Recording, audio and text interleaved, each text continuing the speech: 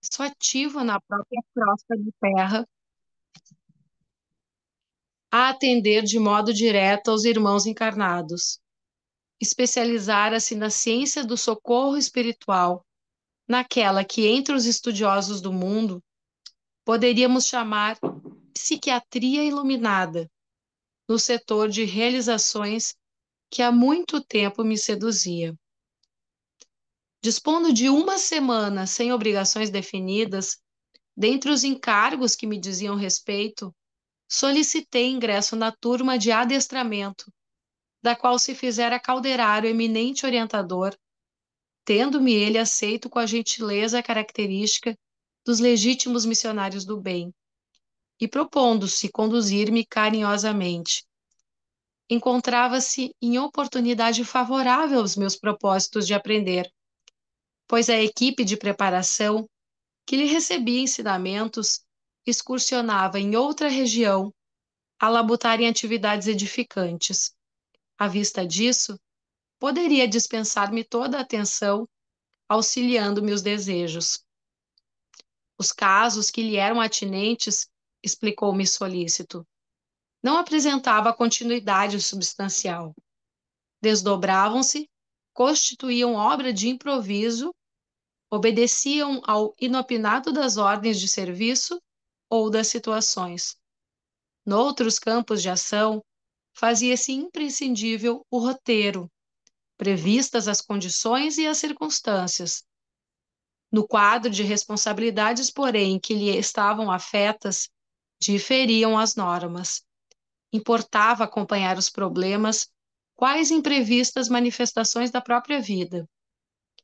Em virtude de tais flutuações, não traçava a rigor programas quanto a particularidades, excetuava os deveres que lhe competiam, onde, como e quando determinasse os desígnios superiores.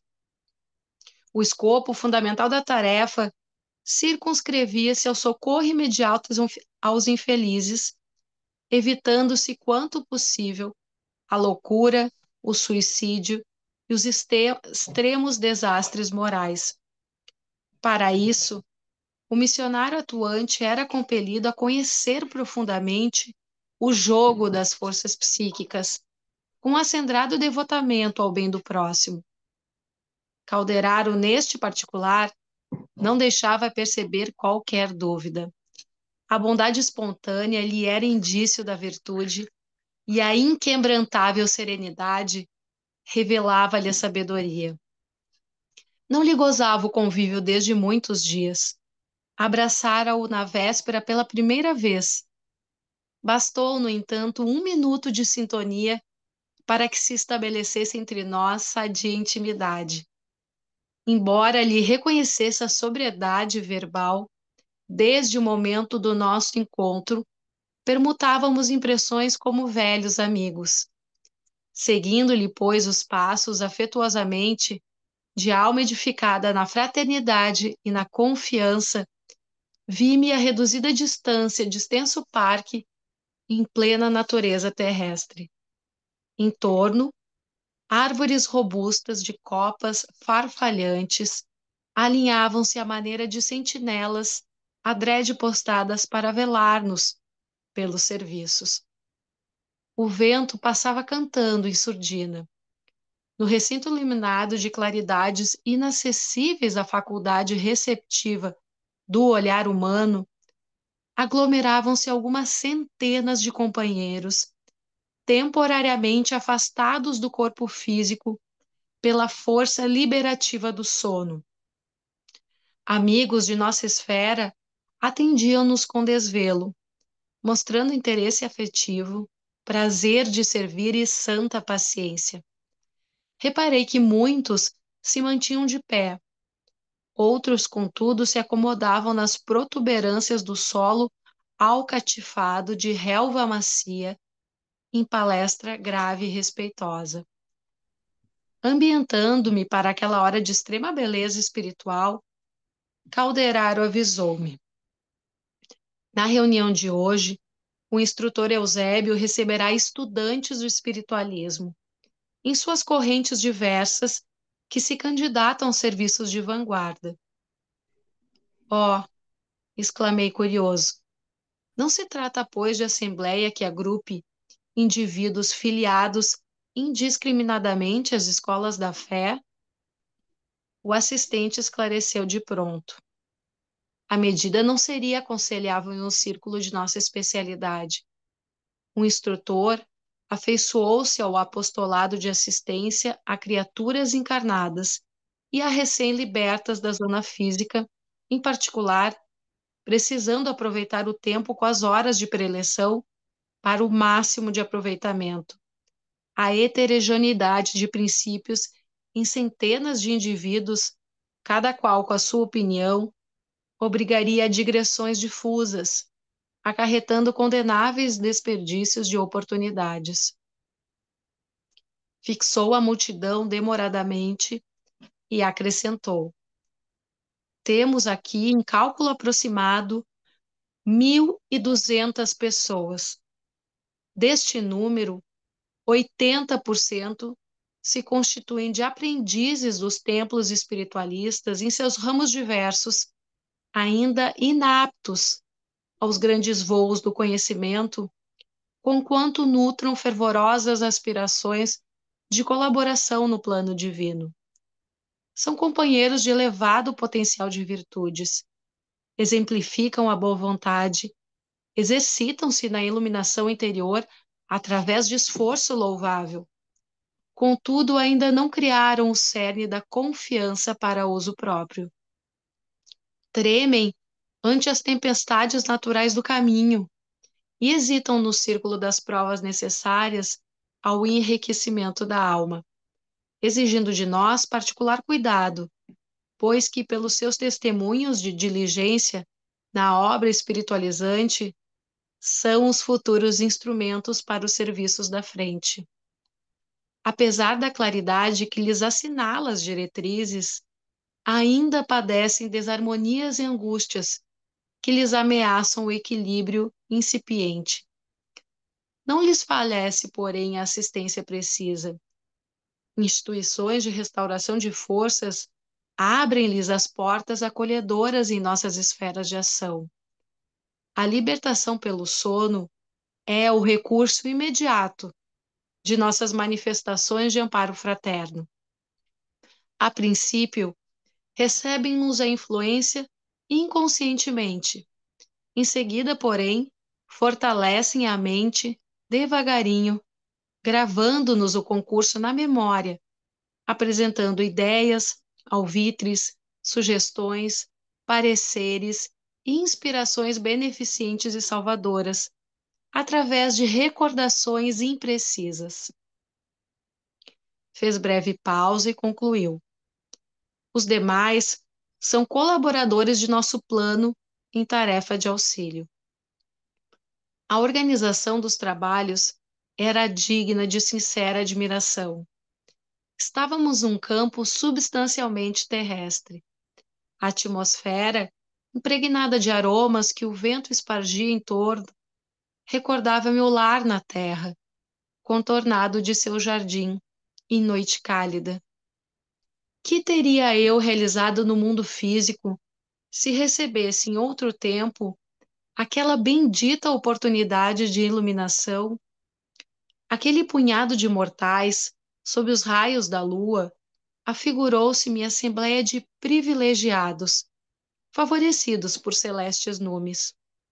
Milhões de homens e mulheres a dormir em cidades próximas, algemados aos interesses imediatos e ansiando a permuta das mais vis sensações, nem de longe suspeitariam a existência daquela original aglomeração de candidatos à luz íntima, convocados à preparação intensiva para incursões mais longas e eficientes na espiritualidade superior. Teriam a noção do sublime ensejo que lhes aprazia, aproveitariam a dádiva com suficiente compreensão dos valores eternos, marchariam desassombrados para a frente ou estacionariam ao contato dos primeiros óbices no esforço iluminativo? Calderaro percebeu minhas silenciosas perquirições e acrescentou: Nossa comunidade de trabalho se dedica essencialmente à manifestação do equilíbrio. Não ignoras que a codificação do plano mental das criaturas ninguém jamais a impõe. É fruto de tempo, de esforço, de evolução. E o edifício da sociedade humana, no atual momento do mundo, vem sendo abalado nos próprios alicerces, compelindo imenso número de pessoas a imprevistas renovações. Certo, não te surpreenderá se eu disser que, em face do surto da inteligência moderna, que embate na paralisia do sentimento, periclita a razão. O progresso material atordou a alma do homem desatento. Grandes massas há séculos permanecem distanciadas da luz espiritual. A civilização puramente científica é um Saturno devorador, e a humanidade de agora se defronta com implacáveis exigências de acelerado crescer mental. Daí o agravo de nossas obrigações no setor da assistência. As necessidades de preparação do espírito intensificam-se em ritmo assustador. Nesse instante, alcançamos a multidão pacífica. Meu interlocutor sorriu, frisando: o acaso não opera prodígios.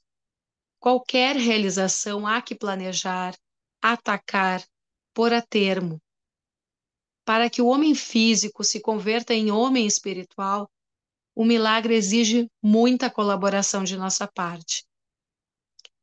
Lançou-me olhar significativo e concluiu: as asas sublimes da alma eterna não se expandem nos acanhados escaninhos de uma chocadeira. Há que trabalhar, brunir, sofrer. Nesse momento, aproximou-se alguém dirigindo-nos a palavra. Era um solícito companheiro, informando-nos que Eusébio penetrara o recinto. Efetivamente, em saliência próxima, comparecia o missionário, ladeado por 6 assessores, todos envoltos em halos de intensa luz. O abnegado orientador não exibia os traços de venerável senitude com que em geral imaginamos os apóstolos das revelações divinas. Mostrava-se-nos com a figura dos homens robustos, em plena madureza espiritual. Os olhos escuros e tranquilos pareciam fontes de imenso poder magnético.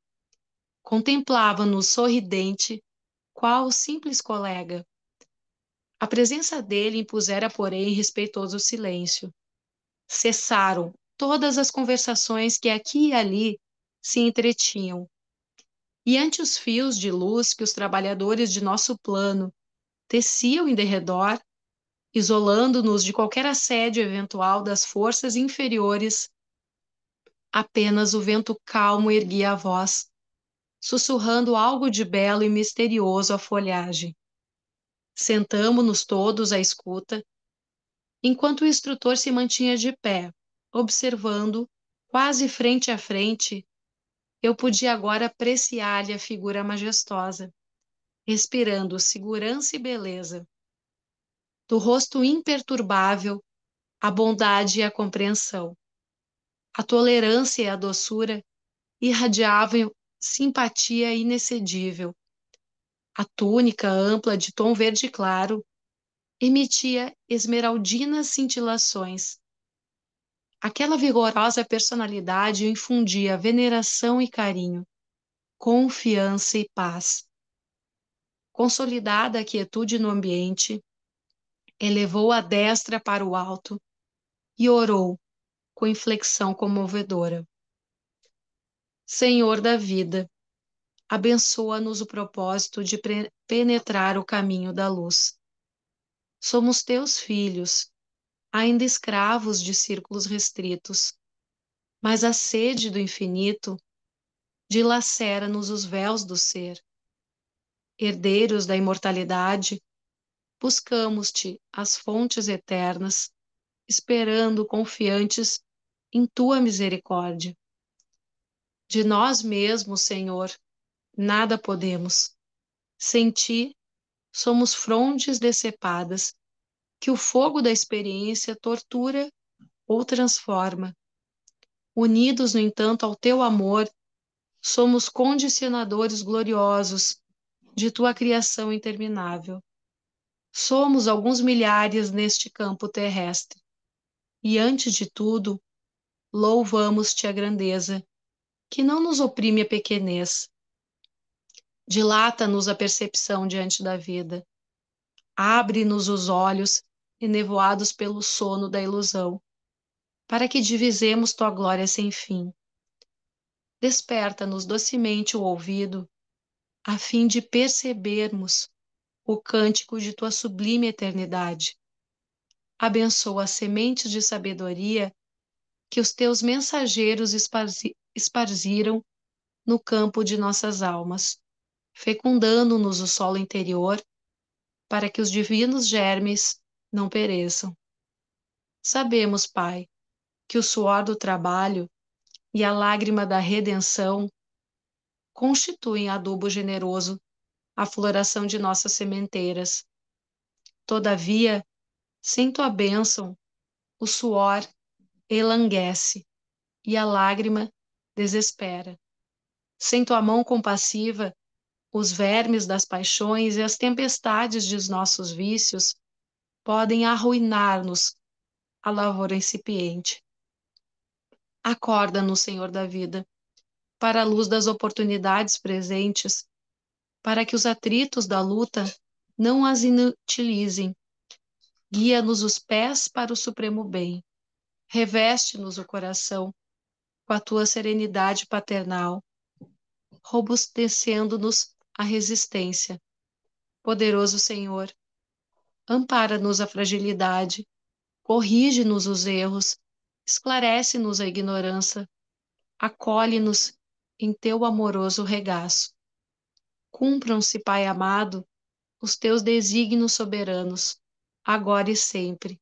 Assim seja. Finda a comovente rogativa, o orientador baixou os olhos nevoados de pranto, e então vi, dominado de júbilo, que da incognoscível altura de uma claridade diferente, caía sobre nós em jorros cristalinos. Partículas semelhantes à prata eterizada choviam no recinto, infiltrando-se nas raízes das árvores mais próximas, lá fora. Ignoto encantamento fizera-me em minha alma. Ao contato dos eflúvios divinos, reparei que minhas forças gradualmente serenavam, em receptividade maravilhosa. Em torno, pairavam as mesmas notas de alegria e de beleza, pois a calma e a aventura transpareciam de todos os rostos, voltados, estáticos, para o instrutor, em redor do qual se mostravam mais intensas as ondas de luz celeste. Sublime felicidade inundava-me todo o ser. Mergulhara-me em indefinível banho de energias renovadoras. Meus olhos foram impotentes para conter as lágrimas felizes que as formosas cintilações me destilavam das fontes ocultas do espírito. E antes que o nobre mentor retomasse a palavra, agradeci em silêncio a resposta do céu, reconhecendo na prece, mais uma vez, não só a manifestação da reverência religiosa, senão também o recurso de acesso aos inesgotáveis mananciais do divino poder. Final do primeiro capítulo. Bem, pessoal, essa é a quinta obra do André Luiz, nós já vimos até o prefácio semana passada. Para a gente ter sempre uma sequência, o bom sempre é pensar um pouco para trás, das coisas que já se estudou, que já se leu, mais ou menos na sequência. Não que obrigatoriamente tenha que se estudar o André Luiz na sequência, mas lógico, a primeira obra é o Nosso Lar. A gente viu que lá no Nosso Lar tem o Clarencio, né, que foi aquele instrutor espiritual, que até era ministro de Nosso Lar, e provavelmente que se sabe mais ou menos que ele está encarnado atualmente. E da mesma forma que o André Luiz foi me dado a posição de cidadão de nosso lar. Ele, até nas últimas 2 décadas, foi ministro também de nosso lar. E a cada obra, a gente viu lá que no Mensageiros tem o Aniceto, depois o Alexandre, e outros espíritos elevados que também dessa forma hoje, aqui, a gente vê o Calderaro. O Calderaro também é um instrutor de nosso lar, assim como o superior a ele é o Eusébio. Esses dois já foram ministros de nosso lar. Quando eu falei já até o André Luiz, Calderaro e o, e o Eusébio foram ministros e são espíritos de alta relevância, ou seja, o Eusébio faz ainda trabalhos na crosta, no mundo espiritual, nos duplos da crosta. A gente tem que sempre imaginar o seguinte: nós estamos no mundo espiritual da Terra. No mundo espiritual da Terra, para a gente não ficar nessa coisa de qual é o número de camadas espirituais, é umbral fino, umbral grosso. Vamos falar em duplo superior, duplo inferior. Duplo inferior é esse que a gente vivencia durante a noite. O próprio André Luiz, em outras obras, a gente vai ver. Por que a gente vai para o duplo inferior durante a noite? Porque durante o dia nós pensamos em sintonia com o duplo inferior. Nós sentimos raiva, nós temos sensações materiais, nós temos situações que nós nos defrontamos com as disputas de poder, os nossos problemas que baixam a nossa vibração. Durante a noite nós somos atraídos. Não quer dizer que a gente fique totalmente ligado a esses duplos inferiores, mas nós temos muitas ligações com os duplos inferiores. O que impulsiona que o duplo inferior venha se restabelecer, se reerguer? São esses mensageiros do alto. São esses mensageiros, como nós vimos em outras obras, espíritos que já não precisavam estar circundando na nossa crosta, e eles poderiam ter ascendido espiritualmente, mas por fraternidade, por amor, se dedicam à crosta terrestre. A gente sabe que o Bezerra de Menezes é um deles, né? E se sabe de outros espíritos que a gente já estudou aí, nos capítulos anteriores. A gente viu lá o Metel, viu lá a coisa, a própria Zenóbia, que estava ali dando a sua assistência lá naquele posto transitório, e assim sucessivamente muitos e muitos outros. Esses espíritos têm uma denominação, mas nós não temos que se fixar neles como sendo aquele nome. Às vezes é o próprio outro espírito com um outro personagem, mas a individualidade é a mesma. Né? Sabe lá que provavelmente seja o Alexandre, possa ter sido o Emmanuel, esse Calderaro pode ser que tenha em outra obra uma outra denominação, mas são espíritos que são ligados ao nosso lar, ao mundo espiritual também superou muitos deles, que já estão no processo de ascensão, e que dão a sua contribuição. Todos nós, quando nós temos agregamos um determinado conhecimento, fortalecemos a nossa vocação para servir a luz do Evangelho, a servir com prazer, tendo a necessidade de querer ser bom, porque nós temos bons pensamentos, procuramos corrigir imperfeições.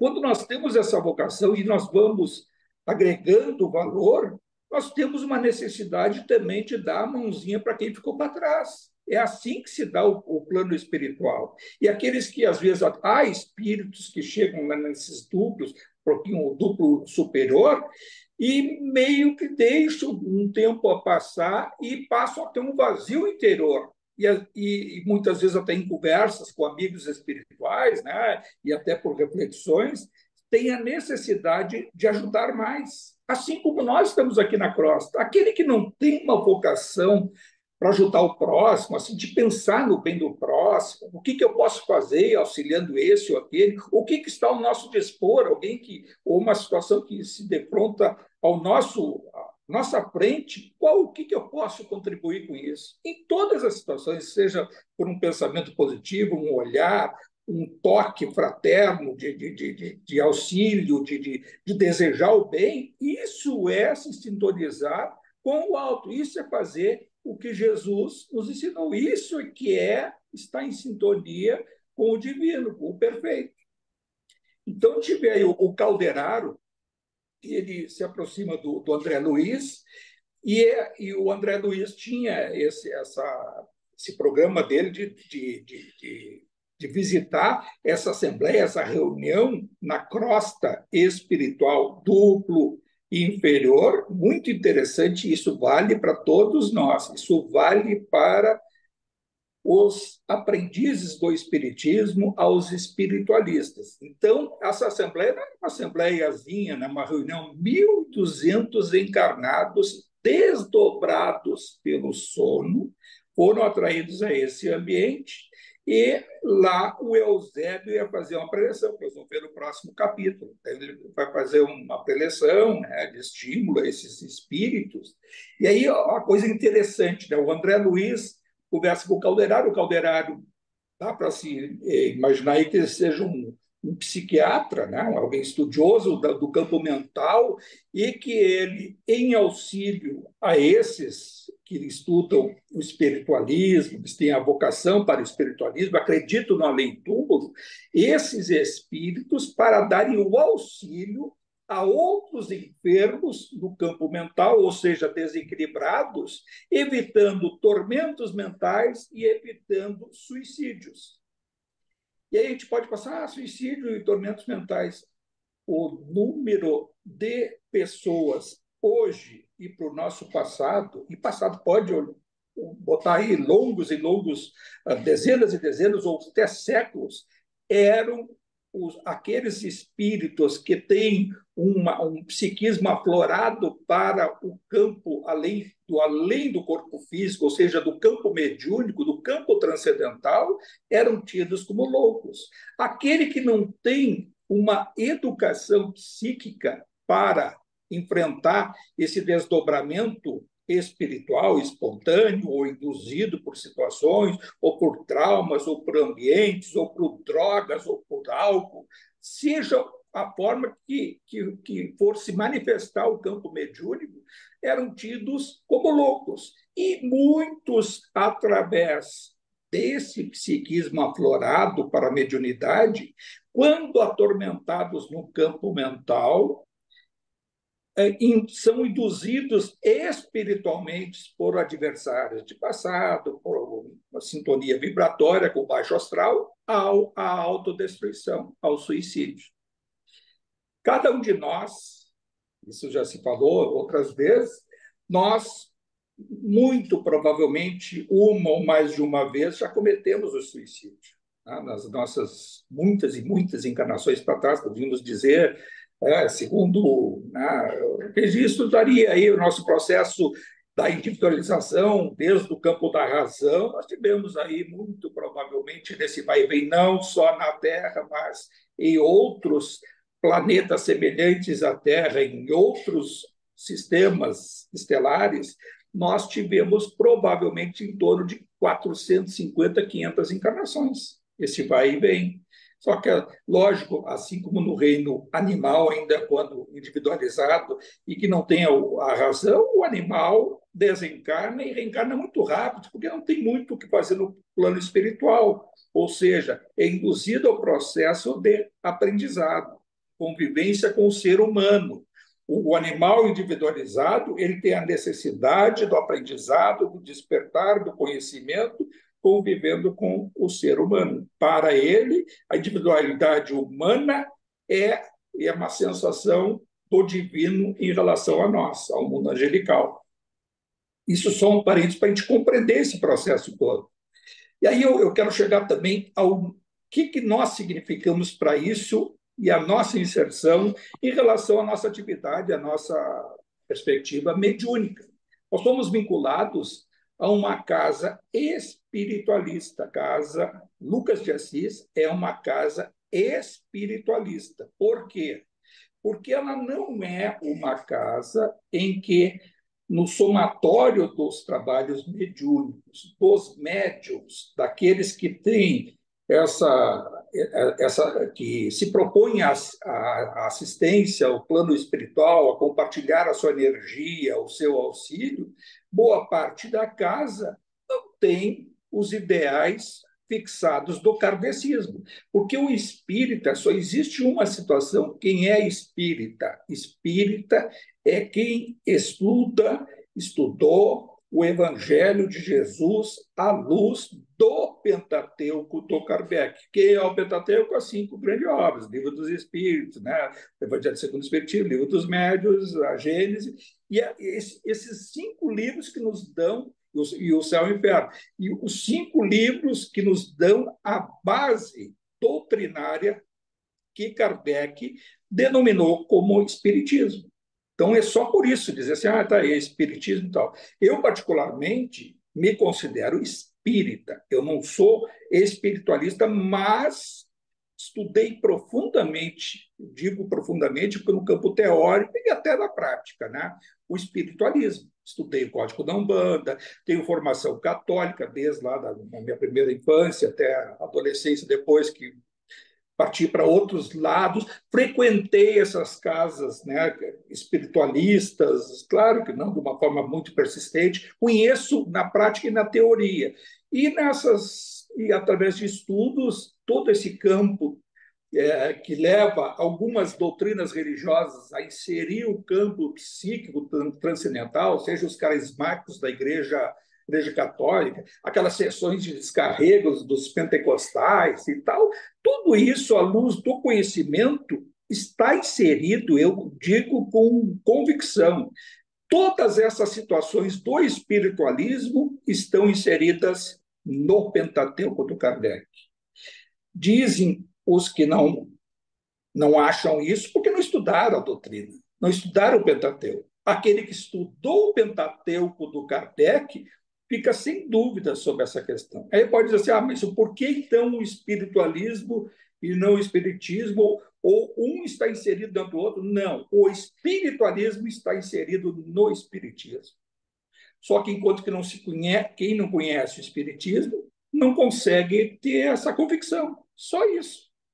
Isso eu estou dizendo assim de ter lá do outro lado de todas dessas experiências que eu passei, que eu digo hoje com muita convicção, mas muita mesmo, assim, de quando eu converso, às vezes até um pouco, talvez, sem paciência, com um com o outro, de dizer todas essas coisas, conversar com um pastor, com um padre, seja um fanático desse, daquele. Não significa que toda a verdade, sob o ponto de vista, né, da compreensão doutrinária, esteja o Espiritismo a dizer. O Espiritismo é uma doutrina que nos dá a condição de pensar. O estado transcendental da individualidade humana, ela, nesses grupos superiores, é um estado de consciência, não é um estado religioso, não é um estado, sob o ponto de vista, é espírita, não, o espiritual nem é nada espírita, nem conhece. Tanto é que essa reunião de 1.200 encarnados,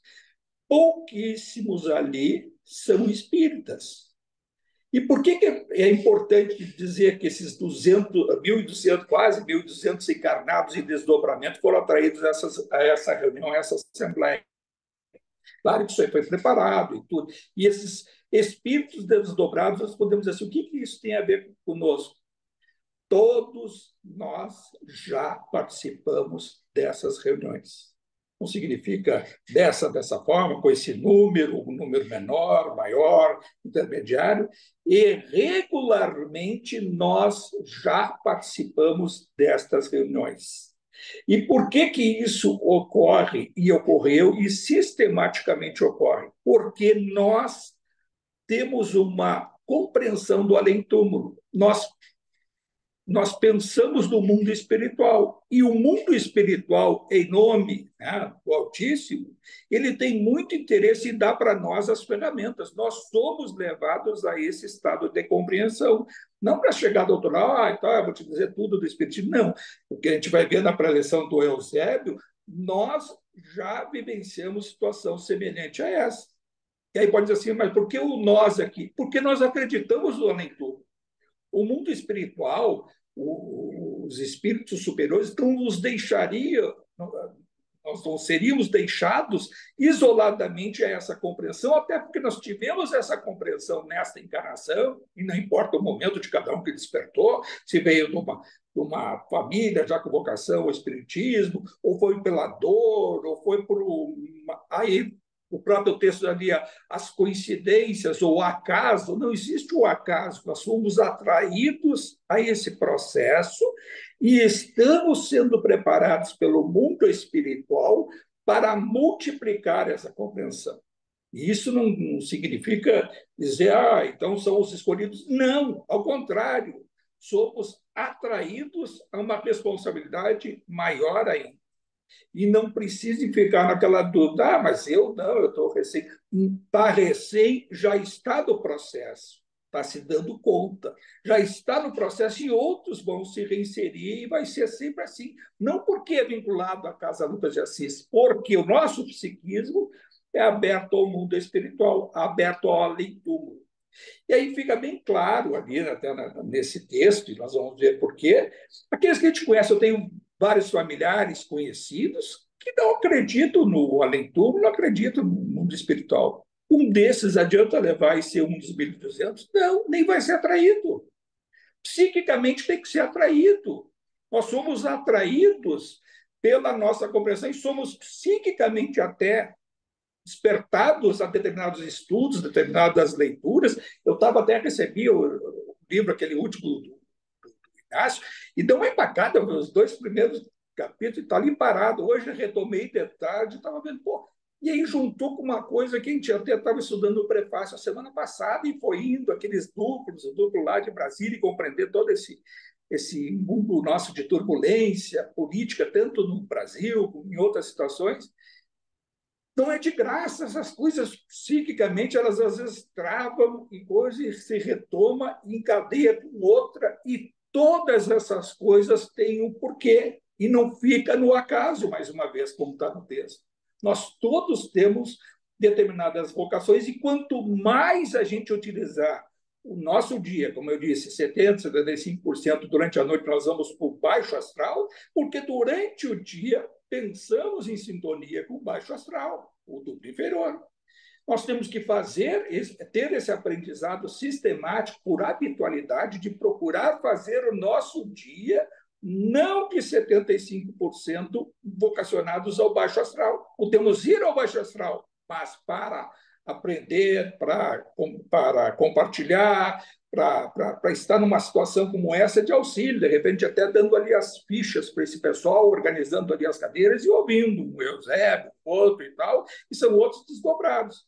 Mas esses espíritos desdobrados não são espíritas, são, na sua grande maioria, ele diz, espiritualistas. Não tem ainda, são muito. E aí até eu gravei, quer dizer, botei aqui no PDF para ler, olha um parágrafo que ele diz: apesar da claridade que lhes assinala as diretrizes, ainda esse pessoal, os 1.200, padecem desarmonias e angústias que lhes ameaçam o equilíbrio. Não lhes falta, porém, a assistência precisa. Ou seja, têm boa vontade, querem servir, estão procurando, né, fazer as coisas, vou lá uma semana, vou lá trabalhar, vou ajudar, vou procurar dar uma lida, vai receber os impulsos lá de baixo, todos nós recebemos, de distrair, para não seguir esse caminho, para se desvirtuar, vai receber. Mas estão ali durante a noite, em reuniões como esta e outras, não significa em grande número, em menor número, em conversas com os amigos espirituais, vão ser estimulados a seguir esse caminho com mais vontade. E aí o mundo espiritual, ele auxilia durante a libertação nossa do sono, nós dormimos e nos desprendemos nosso corpo espiritual do corpo físico e somos atraídos pela influência psíquica desses ambientes, desses espíritos, e quando nós acordamos, nós não nos lembramos. Não vou me lembrar de uma palestra dessa, tipo de Eusébio e de outros, vou me lembrar da conversa que tive com meu amigo espiritual, mas nós teremos no nosso inconsciente situações que nós vamos ser inspirados a seguir esse caminho. Aliás, isso sempre se repete toda semana aqui, somos inspirados sistematicamente a seguir um caminho, o caminho do bem, quando nós temos o propósito de fazer o bem, quando nós temos o propósito de estudar, quando nós temos o propósito de ler, de ir lá no centro, nós somos inclinados a isso, somos estimulados, mas tem uma coisa que eles não podem fazer por nós, que é decidir, poder da vontade, livre arbítrio. Ou seja, nós temos a nossa habitualidade, nós temos a virtude nossa de dizer, então, tá, sempre é terça-feira, vão aparecer outras coisas, às vezes eu não posso, bom, e aí cada um consegue a sua trajetória. Agora, sabe que é esse caminho, vai, não adianta, vai cumprir, porque vai se autodeterminar a seguir esse caminho. O que é autodeterminação? É a fé. Essa fé que diz os religiosos, o que é a fé? É acreditar de uma forma determinada no caminho. Essa é a fé. Essa é a fé. Acredito de forma tão decisiva que o que Jesus nos ensinou, que eu li do Evangelho, tem uma linguagem meio. Mas aí já vem a doutrina para nos consolar, dando mais explicações, mais essas grandes obras que a gente está estudando. Sabemos o caminho, fica muito mais fácil de acreditar. Sabemos o resultado, inclusive, não porque vai fazer o bem, pensar no bem e vai ter o resultado a seu favor, mas sabe que as portas vão se abrindo, que as situações vão nos agregando responsabilidade e, ao mesmo tempo, oportunidade de encurtar a distância ao mundo superior. Ou a gente pretende desencarnar, que isso inexoravelmente está estabelecido no nosso futuro, de desencarnar mais uma vez. Daquelas centenas que já fomos e voltamos, vamos desencarnar. Não dói desencarnar, como se estivesse dormindo, mas vai despertar em algum lugar, vai se restabelecer das energias. E quer despertar onde? Lá no túbulo? Lá no dia a dia? Vai despertar na própria casa, no hospital onde desencarnou? Ou quer desencarnar e despertar numa área de restabelecimento? E ali não é com toque de mágico, de estralos de dedo, que nós vamos despertar e está restabelecido. Vai ter um comando mental que é nosso, que nós vamos receber um auxílio, uma visita amiga, um olhar amigo que vai nos dar uma água, porque nós vamos despertar em geral, tem sede, tem determinada sensação de fome, vai tomar um caldo substancioso de alguns legumes, algumas coisas, e vai se restabelecendo. E procurar. Aí nós somos, vamos entre aspas, somos um dos 1.200, nós acreditamos no além-túmulo, nós não podemos chegar lá do outro lado e fazer de conta que não é, que não. Então eu desencanei. Tanto é que quem tem a convicção, essa é uma das pouquíssimas, diz os espíritos, a vantagem, entre aspas, vantagem, porque não é do ponto de vista de escolhido, né, de bênção do alto, mas é a do perceber o mundo espiritual e encurtar essa distância de não precisar adormecer, de não precisar ficar adormecido porque está agitado, ou seja, muitos e muitos evangélicos que chegam lá do outro lado, porque acreditam, eu acreditei, não, onde é que está o juízo final, o paraíso e tal, não, tá, e dorme, vou aguardar, não estou morto, vou aguardar, vou dormir. E eles se autoinduzem ao sono, e muitos ficam muitos e muitos anos adormecidos, porque não acreditam nesse além-túmulo.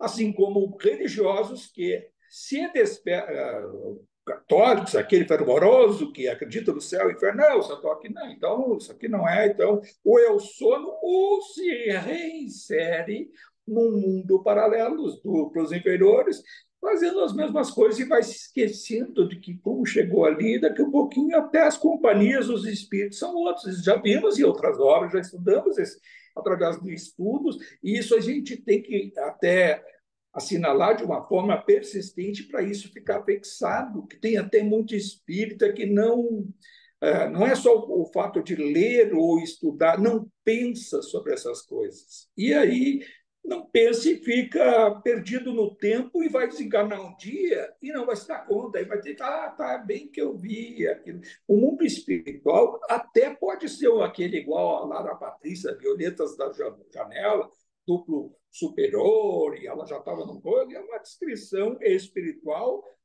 de um percentual muito pequeno de espíritos que ascende diretamente a uma área como aquela. Ah, aquilo ali então não era verdade.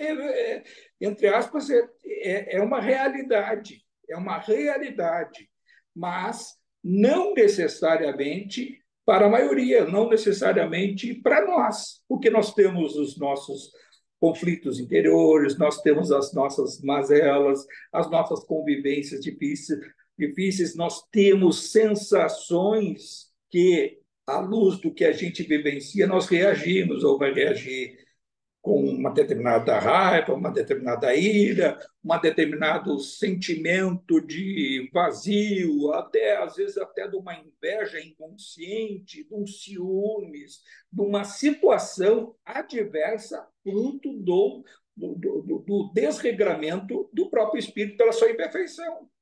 Ah, mas sentir isso é horrível.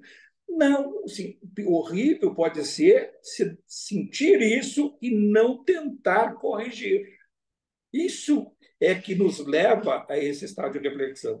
E aí, lógico, que sempre a gente retoma isso, assim, e que adianta a gente ficar estudando, né, relendo e pensando nessas coisas, e mesmo assim a gente acaba não abrangendo todas as coisas que são subliminares nesses textos do André Luiz, né, das obras do Emmanuel, que vem lá do Altíssimo, e aí a gente não se dá conta disso. Nós estamos aqui com o propósito de estudar, nós estamos estudando o Espiritismo, né? Com uma visão espiritualista, mais o Espiritismo. E aí volto a dizer, não tem nada de equivocado. Diz assim, eu sou espiritualista, aquele já ficou mais fixado à energia da Umbanda, o outro acredita mais nas energias dos pretos velhos que fazem isso, fazem aquilo, mas eu posso trabalhar com a energia do preto velho, vai compreender o porquê que o preto velho vai externar determinada energia de determinado, muitas vezes vinculado aos seus rituais, né? E o espiritismo ele não tem ritual, mas o espiritualismo tem, né? Então, por que que as coisas acontecem? Aí vai dizer a nossa casa. Lucas diz assim, mas por que que bota o guarda-pó, aquelas coisas do jaleco branco e tal? Para a organização, para a disciplina. Então, quem está ali frequentando a casa saber quem é trabalhador da casa e quem não é. Aí, geralmente tem algumas casas botam até crachá, o nome, para poder chamar, se interessar. É uma questão de disciplina. Agora, não quer dizer, se eu não estiver de jaleco, eu não estou. Não, de forma alguma. Tanto é que nas casas espíritas, mesmo as federadas, que não estou dizendo que tem que ser, ao contrário, tem um distanciamento de federação dessa organização dessa forma, que aprisiona muito, mas tem que compreender o fenômeno, assim como compreender na corrente o que acontece, o que o médium sentiu, o que ele disse, o que o dirigente falou em relação a determinada situação, o que é que tem por aquilo. Na realidade, é o estudo prático, é estudar o fenômeno que ocorre. Se tivéssemos tempo e nessas correntes, pudesse depois ficar discutindo o caso, não sob o ponto de vista de individualizar a situação humana, mas do caso em situação espiritual, do que acontece. Isso faz com que a gente possa crescer mais. Tá? Então, eu acho que é muito importante até isso, foi muito assim, bom a gente ter abordado esse capítulo, que a forma que ele coloca claramente espiritualismo, e a gente saber que espiritismo é o Kardec, é o kardecismo sob o ponto de vista do Pentateuco. Não é porque tem que ser o kardecista da Casa Federal. Não. O estudo do Kardec é aprofundado, ele engloba tudo, até as técnicas que se utiliza, que são os pulsos quantum de energia. Ou seja, aqueles estralos, aqueles pulsos que se dá, é o quanto que nós vamos fazer com que aquele campo mental nosso ele tome forma no plano invisível a nós, ou seja, no desdobramento, desdobrando os médios, ou seja, um comando de afrouxamento do corpo espiritual do corpo físico. E aí nós ficamos mais sensíveis. Isso é inconsciente. Assim como na parte para ser induzido, a gente falou, desdobramento por uma anestesia, por uma medicação psicotrópico, por álcool, por drogas. Esse é o lado mais nocivo. Mas tem aquele que nós fazemos ouvindo uma boa música, tendo uma reflexão, pensamento longe, isso é um desdobramento. O desdobramento em estado de vigília, isso está no Kardec. Esses pulsos de energia, eles estão na obra do Kardec através das obras do André Luiz, que nós vamos estudar mais adiante. Nós vamos ver vários pontos que essas energias elas têm, enquanto isso vem lá do xamanismo, lá daquele bombo, aquele coisa. Então, o que faz aqueles tambores, aquela coisa? Tum, tum. Alguém, o médium, quer dizer, o coordenador dos trabalhos, daquela roda, está dando um quanto de energia tum, tum, e dizendo alguma coisa. Tum. Isso nós podemos fazer, e é isso que nós fazemos em outra linguagem, numa mesa mediúnica, utilizando uma técnica que se chama de apometria. A apometria é além de, quer dizer, o desdobramento, é o querer mais que aquilo. Então, vamos lá, vamos chegar, vou pensar. Isso nós podemos fazer e fazemos quando nós fixamos o nosso pensamento em determinado objetivo. Nós damos energia para aquilo. E isso é coagular a energia para que, no plano espiritual, essa nossa imagem mental, nós vamos ver também nas obras do André Luiz mais adiante, mecanismo da mediunidade, lá nos domínios da mediunidade, que nós temos a capacidade de dar uma forma mental, material ou psiquicamente material do outro lado. É a leitura do pensamento. Por isso que os espíritos mais elevados, eles leem em pensamento. Eles têm essa capacidade de captar esse comprimento de onda da fonte pensante. Quem é a fonte pensante? A luz, é o espírito. Nossa fonte pensante está situada, se tivesse uma localização, no nosso cérebro. Então, essa luz que os orientais vão chamar do nível átmico, né, o sétimo corpo, do nível de energia dos nossos corpos, isso também nós vamos estudar, conforme o André Luiz aborda esses assuntos. Quando a gente vai conectando todos esses assuntos, é muito bonito para quem tem a vontade de aprender. E quem tem dúvidas tem que ter a curiosidade e o despertar de fazer perguntas, de a gente trocar experiências, e às vezes é uma respostinha pequena que abre um grande pensamento nosso em relação a dúvidas pretéritas. Pessoal, nós vamos então agora partir para o fim. Isso é uma parte inicial, né? A gente está vendo o primeiro capítulo. Sempre agora é o Zé que fazia a preleção dele, mas isso tudo acontece com todas as pessoas que se propõem a estudar a espiritualidade. O André Luiz, ali está no texto também, e ele menciona, eu fico refletindo, ele ouvindo o Calderário e sabendo da preleção, e ele diz, se eu tivesse isso na minha encarnação, o André Luiz, que era o Carlos Chagas, um médico, que desencarnou e foi atraído ao umbral inferior, ficou lá alguns anos, né? 7, 8 anos, não importa, e não tinha a consciência de si, não tinha consciência do mundo espiritual. E ele pode ver ali entre aspas, uma lamúria dele. Se eu tivesse isso na minha encarnação, se eu, no desdobramento do meu sono, por convicção que eu acreditasse no mundo espiritual e fosse atraído a uma assembleia dessas, o quanto que eu teria a agradecer.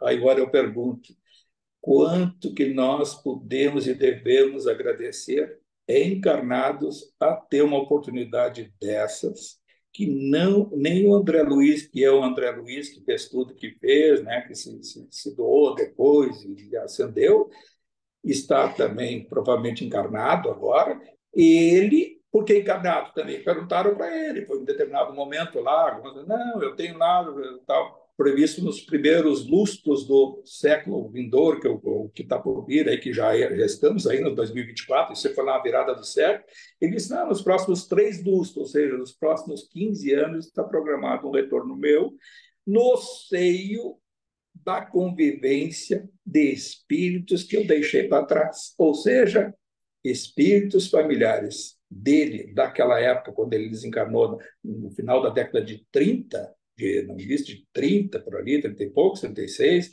ele desenganou, Aí aqueles, provavelmente as filhas, ex-marido, o marido, o segundo marido da mulher, a mulher e outros familiares e outros colegas de profissão, agregando situações que ele deixou para trás e tem que reparar, tem que reviver. E por isso, um dos motivos que eles não terem que reencarnar, e provavelmente foi lá, nessa região do Rio de Janeiro, de onde ele saiu, ou onde esses espíritos estejam, né? Então, veja só, isso é para ele não foi um dos 1.200, teve o destino dele do nosso lar, lá embaixo, aqueles anos, mas despertou depois e seguiu a trajetória. E nós estamos hoje encarnados, né? Encarnados, estamos aqui nesse duplo, não importa encarnados, desencarnados, estamos aqui hoje, com a consciência deste fato que nós estamos lendo e estudando. E nós temos a percepção de que durante o desdobrar do nosso sono, nós já fomos atraídos várias vezes e conversamos com os nossos amigos espirituais nessas horas, nas horas do Evangelho do Lar, quando nós estamos orando, né, refletindo, quando nós estamos enfrentando as nossas adversidades do dia a dia, e nós estamos sendo orientados do ponto de vista de agregando conhecimento, agregando valor para encurtar essa distância. O compromisso é muito grande, a responsabilidade é muito grande, mas não dá para o que cada um aqui não pode dizer assim, eu não tive, teve e tem. E pode ter mais ainda se pedir e fizer por merecer. Alguém quer dizer alguma coisa? Ou podemos encerrar? Então, nós vamos elevar o nosso pensamento agora ao alto, e mais do que nunca hoje com a convicção que só resta cada um de nós passar o dia agradecendo o que temos, agradecendo a todas as situações ao qual nós temos a condição de discernir o mundo espiritual, a espiritualidade como um todo, cada vez mais com essas obras, não importa de onde vêm os conhecimentos, através da mediunidade de irmãos nossos que deram a condição que a gente tivesse a ferramenta para encurtar a distância ao mundo da luz, ao qual cada um de nós está vocacionado e um dia vai chegar lá. Pai nosso que estais no céu, santificado seja o vosso nome. Venha a nós o vosso reino e seja feita a vossa vontade, assim na terra como no céu.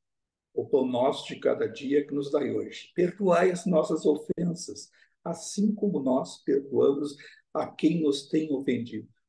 Não os deixeis cair em tentação e livrai-nos de todo o mal, Senhor. E que assim seja. Muito obrigado, pessoal, e obrigado ao Espírito.